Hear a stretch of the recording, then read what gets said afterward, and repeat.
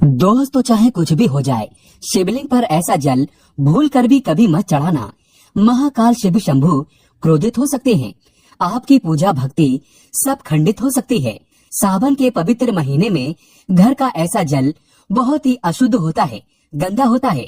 ऐसा पानी भगवान शिव के ऊपर कभी नहीं चढ़ाना चाहिए। दोस्तों, शास्त्रों में सावन का महीना बहुत ही शुभ और मंगलकारी माना जाता है।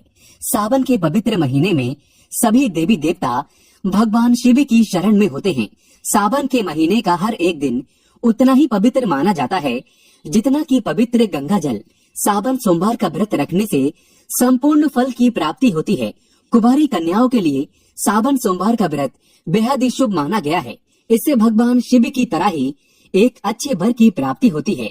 सावन सोमवार का व्रत सुहागिनों के लिए एक वरदान माना जाता है। इस व्रत को पूरा करने से पति परमेश्वर के ऊपर कभी कोई आंच नहीं आती।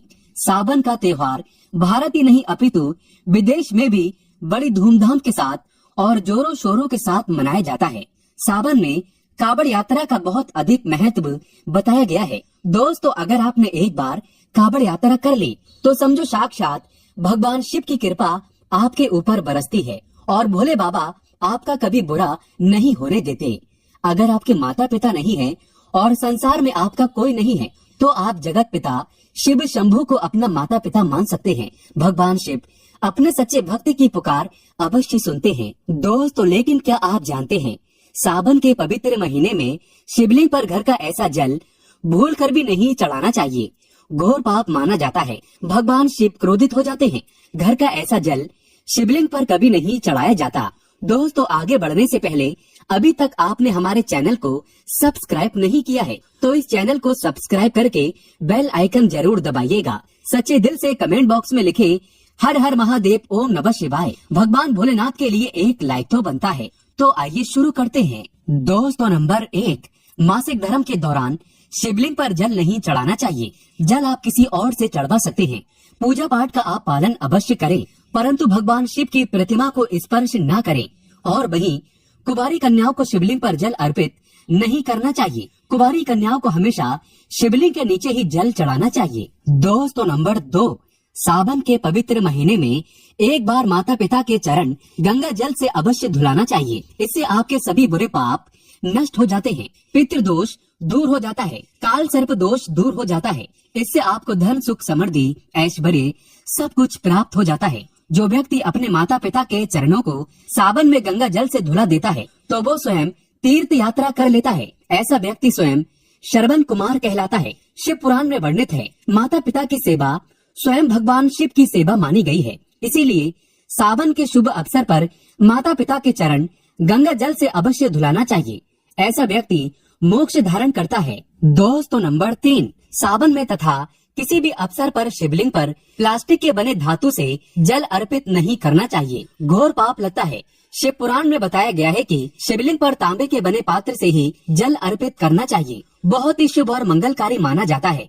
हालांकि स्टील के लोटे का भी आप प्रयोग कर सकते हैं, परंतु क्या आप जानते हैं, जब तांबे का और गंगा जल का एक साथ स्पर्श होता है तब धन की वर्षा होती है और इससे गंगा जल अर्पित करने से एक ऐसा शुभ योग बनता है जिससे आपका भाग्य उदय होता है। इसीलिए शिवलिंग पर तांबे के लोटे से ही जल अर्पित करना चाहिए। अत्यंत शुभ और मंगलकारी होता है। दोस्तों, ऐसा माना जाता है कि पान के पत्ते को शिवलिंग पर अर्पित करने से भोले बाबा प्रसन्न होते हैं और जातक की सभी मनोकामनाएं पूरी होती है। शिवलिंग पर पान का पत्ता अवश्य चढ़ाना चाहिए, लेकिन पान का पत्ता साबुत होना चाहिए। दोस्तों, नंबर 4, घर का कोई भी जल आप शिवलिंग पर नहीं चढ़ा सकते।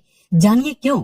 शिवलिंग पर हमेशा गंगा जल ही अर्पित करना चाहिए। साधारण जल शिवलिंग पर कभी नहीं चढ़ाया जाता। साधारण जल को पवित्र करने के लिए उसमें थोड़ा गंगा जल मिलाकर ही शिवलिंग पर चढ़ाना चाहिए। कई लोग नल आदि से, टंकी आदि से जल भरकर शिवलिंग पर चढ़ा देते हैं, जो कि शुभ नहीं, अशुभ माना जाता है।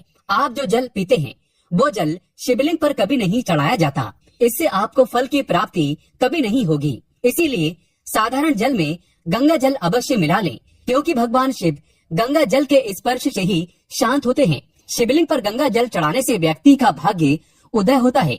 भगवान शिव की कृपा प्राप्त होती है। दोस्तों, नंबर 5, सावन में बच्चों को शिवलिंग पर जल अवश्य चढ़ाना चाहिए।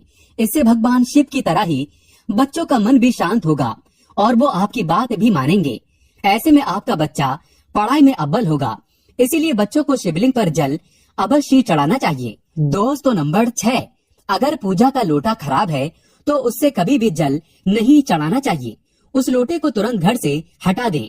ऐसा लोटा खंडित माना जाता है। दोस्तों नंबर 7, शिवलिंग पर आप बेलपत्र चढ़ा हुआ भी दोबारा से उठाकर उसे धोकर फिर से चढ़ा सकते हैं, क्योंकि बेलपत्र कभी भी अपवित्र नहीं होता। लेकिन याद रहे, बेलपत्र फटा हुआ ना हो और उसके तीनों पत्ते साबुत होने चाहिए। शिवलिंग पर बेलपत्र चढ़ाने से शिव जी का मस्तक ठंडा रहता है और आपका मन भी कोमल हो जाता है। बहुत कम लोग जानते हैं, बेलपत्र में समस्त देवी देवताओं का वास होता है। शिवलिंग पर बेल का फल चढ़ाने से व्यक्ति भगवान शिव की कृपा पाता है। ऐसा व्यक्ति धनी हो जाता है। सावन में पहले शिव जी को बेल का फल भोग लगाने के बाद प्रसाद के रूप में पूरे परिवार को खाना चाहिए। इससे भोले बाबा की कृपा आपके ऊपर बरसेगी। भगवान शिव आपको धन से माला माल कर देंगे। दोस्तों नंबर 8, घर का मंदिर साफ करने के लिए साधारण जल में गंगा जल मिलाकर ही मंदिर को धोना चाहिए तथा मूर्तियां आदि साफ करना चाहिए। साधारण जल से मंदिर की साफ सफाई कभी नहीं की जाती। इसीलिए साधारण जल में थोड़ा सा गंगा जल अवश्य मिला लें। इससे पूरे घर की शुद्धिकरण हो जाती है।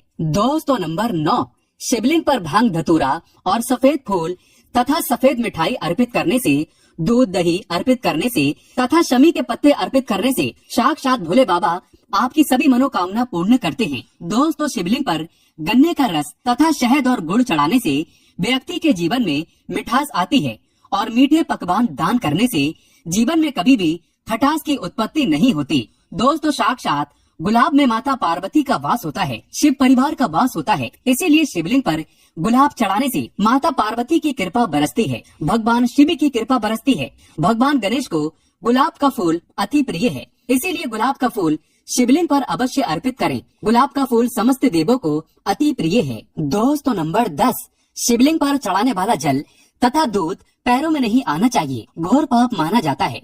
इससे भगवान शिव का अपमान होता है। शिवलिंग पर जल चढ़ाते समय आपके पैरों में चप्पल आदि नहीं होना चाहिए। घर के अंदर अंगूठे के आकार का शिवलिंग रखना चाहिए। इससे ज्यादा बड़ा शिवलिंग घर के अंदर नहीं रखा जाता। शिवलिंग पर हमेशा जल की धारा अवश्य होना चाहिए। अगर आप शिवलिंग पर जल नहीं चढ़ा सकते हैं तो घर में शिवलिंग ना रखें, नहीं तो उल्टा आपके घर का विनाश हो जाएगा। क्योंकि शिवलिंग पर जल चढ़ाने से भगवान शिव का मस्तक ठंडा रहता है।